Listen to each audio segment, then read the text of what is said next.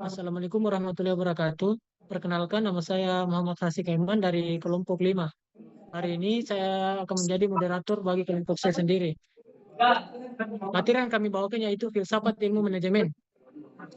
Adapun anggota dari kelompok 5 yaitu Diva Anapatra, Fiana Jia, Nurul Aziza, Devina Sapapilisa, Muhammad Hasik Aiman atau saya sendiri, dan Asma Lusna dan Fitri Ardila.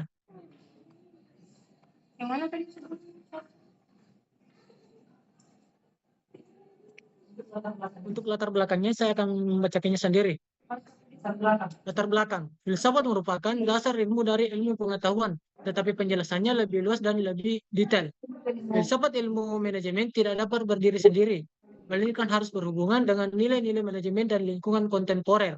Filsafat manajemen adalah sebuah kajian yang bersifat reflektif, kritis, rasional, dan sistematis tentang cara berpikir serta nilai-nilai terkait dengan manajemen bisnis. Perkembangan filsafat dapat melahirkan sebuah ilmu baru yang lebih sistematis dan bisa diukur dengan metode ilmiah. Dengan mempelajari filsafat, seseorang atau individu semestinya mampu berpikir secara filosofis yang mendalam. Dalam ilmu ini, pemimpin maupun manajer harus memahami konsep-konsep mengenai nilai, sehingga dengan pemahaman terhadap nilai-nilai tersebut, maka seorang pemimpin akan semakin mudah untuk menggerakkan roda organisasi.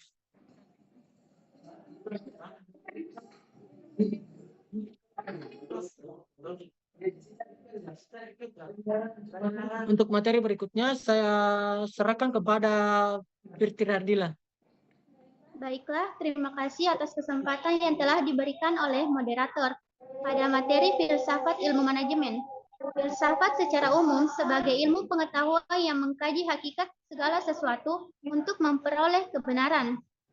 Filsafat adalah suatu sistem pemikiran yang menjelaskan gejala tertentu dan memberikan serangkaian prinsip untuk memecahkan permasalahan yang berhubungan dengan pencapaian suatu tujuan tertentu.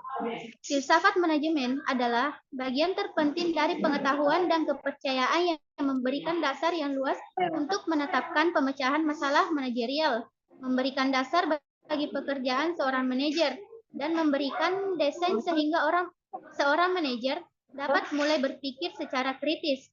Dalam filsafat manajemen, terkandung dasar pandangan hidup yang mencerminkan keberadaan, identitas, dan implikasinya guna mewujudkan efisiensi dan efektivitas dalam pekerjaan manajemen. Untuk merealisasikan tujuan, diperlukan beberapa faktor penunjang sehingga merupakan kombinasi terpadu baik menyangkut individu maupun kepentingan umum. Saya kembalikan kepada moderator.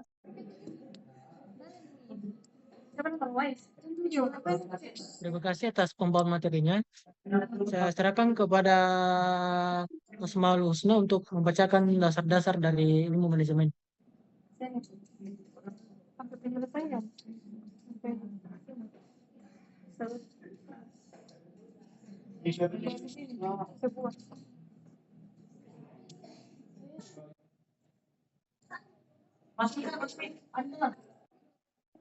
Sekali lagi saya persilakan kepada Asmaul Husna untuk membacakan dasar-dasar dari filsafat manajemen.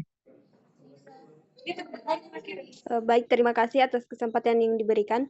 Dasar-dasar 1. Filsafat manajemen mengkaji tentang hakikat manajemen, bagaimana manajemen dapat mencapai tujuan dan kualitas yang baik melalui proses administrasi yang efektif dan efisien.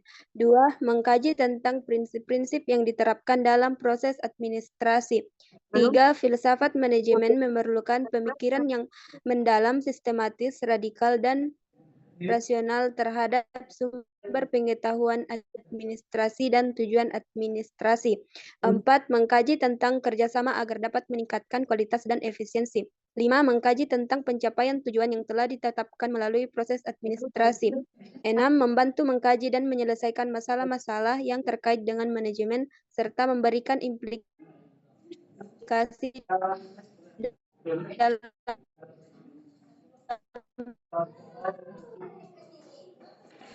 praktik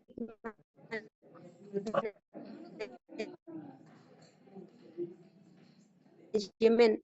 7. Membantu selanjutnya sektor.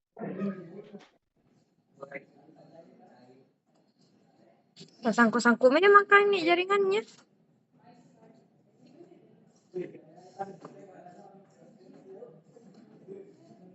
Baiklah, terima kasih atas pembawaan materinya. Kalau begitu, saya serahkan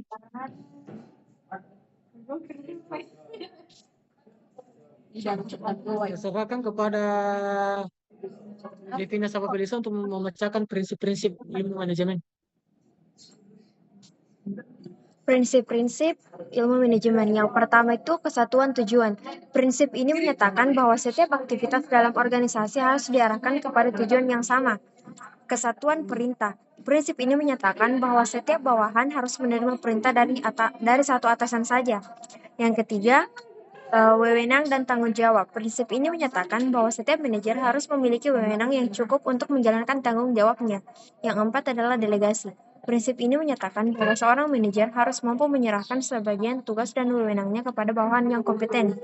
Dan yang kelima adalah koordinasi. Prinsip ini menyatakan bahwa seorang manajer harus mampu mengintegrasikan dan mengharmoniskan berbagai aktivitas dalam organisasi. Baik, saya serahkan kepada moderator.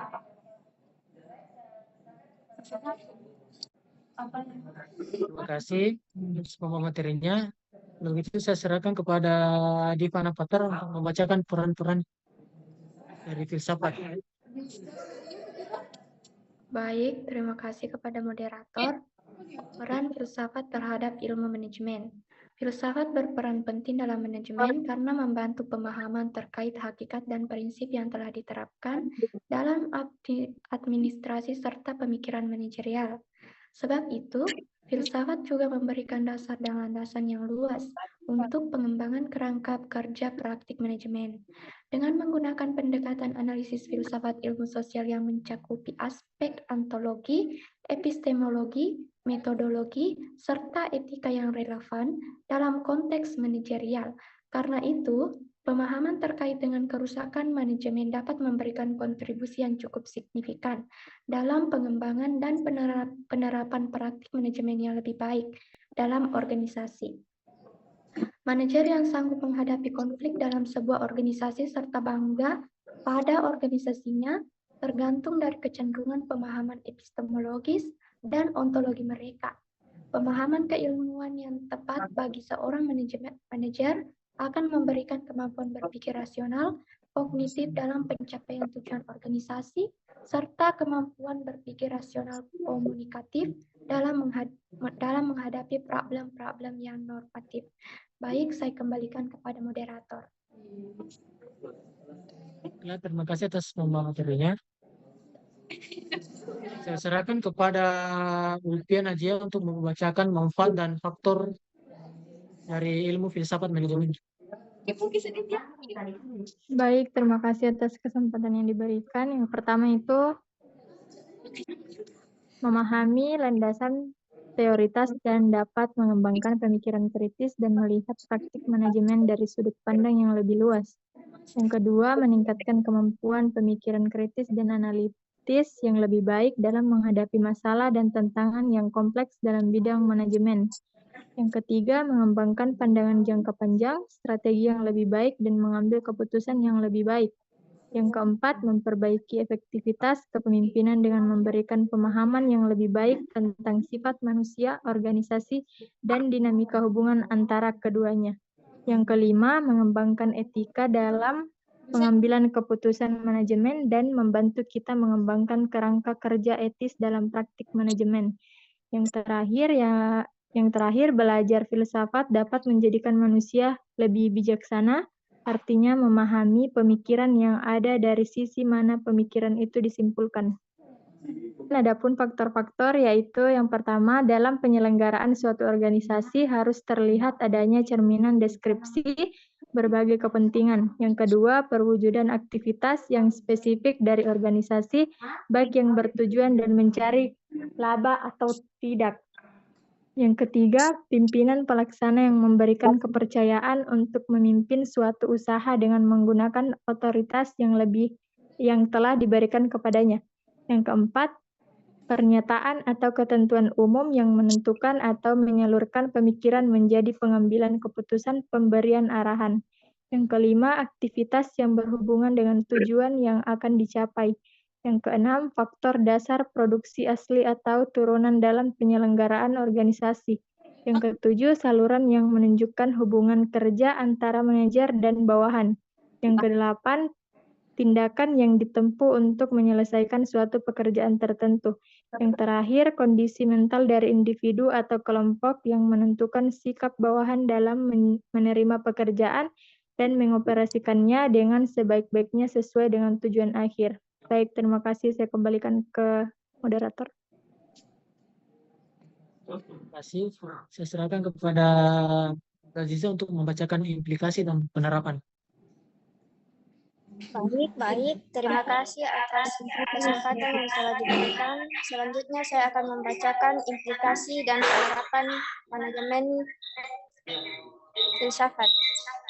Dalam bidang organisasi yang semakin kompleks persoalannya, menuntut orang-orang yang berhubungan dengan organisasi untuk dapat memahami filosofis manajemen agar dapat mengetahui apa yang harus dikembangkan dalam diri mereka dalam pekerjaannya, mengetahui cara mengatasi masalah, dan untuk mencapai tujuan organisasi. Pemahaman ini digunakan untuk meningkatkan kinerja seseorang. Manajemen yang dikerjakan dengan baik dapat membuat manajer sadar jika kegiatan yang dilakukan sudah sesuai atau belum.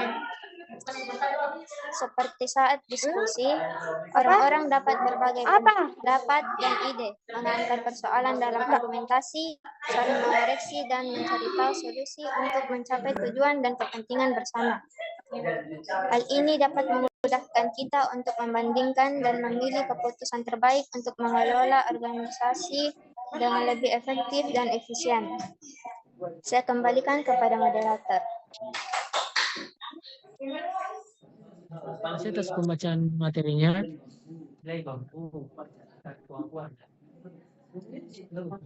Dari pertemuan kita kali ini, kesimpulannya yaitu filsafat ilmu manajemen memiliki peran yang sangat besar dalam meningkatkan kinerja organisasi. Filsafat ilmu manajemen membantu dan meningkatkan kemampuan berpikir kritis dan analitis, memberikan dasar dan pedoman bagi pekerjaan manajer, membantu dalam meningkatkan kemampuan manajer dalam menghadapi kompleksitas bisnis, dan membantu untuk memahami terkait hakikat manajemen, serta prinsip-prinsip yang telah diterapkan dalam administrasi serta pemikiran manajerial. Oleh karena itu, filsafat ilmu manajemen menjadi sangat penting untuk dipelajari agar dapat meningkatkan kinerja organisasi.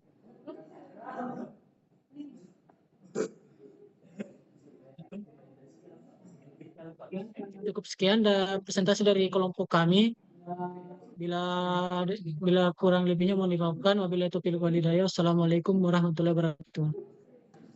Waalaikumsalam warahmatullahi wabarakatuh.